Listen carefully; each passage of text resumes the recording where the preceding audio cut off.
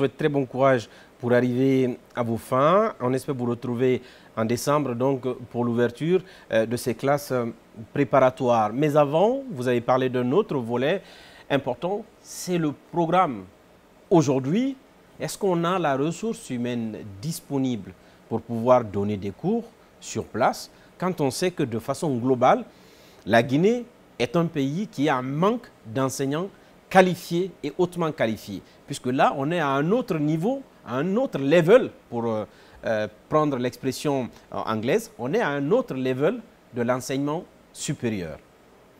C'est une question extrêmement importante qui a joué parfois dans le choix et dans nos décisions, parce que nous nous sommes rendus compte, et comme c'est exigé dans tous les pays qui veulent faire des classes prépa réussies, oui, que les enseignants des spécialités doivent être des professeurs agrégés de classes préparatoires.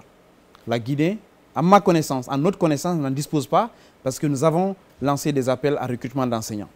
Ça veut dire que comme l'a fait le Sénégal, comme l'a fait la Côte d'Ivoire en cours, comme l'a fait la Mauritanie, comme l'a fait le Burkina Faso, le Cameroun, il faut importer des enseignants de qualité, des enseignants adaptés aux classes préparatoires. Donc, pour les matières de spécificité, nous ouvrons en Guinée la filière MPSI, mathématiques, physique, sciences de l'ingénieur, d'autres le disent sciences industrielles. Nous ouvrons avec des professeurs de spécialité de mathématiques et de physique-chimie. Ce sont des professeurs agrégés et ensuite des professeurs agrégés en sciences de l'ingénieur. Ces professeurs, nous n'en avons pas. Et peut-être votre émission sera un creuset pour nous d'avoir des Guinéens qui peut-être qui sont en expatriation, qui ont de la diaspora guinéenne, ouais. On pourra faire appel.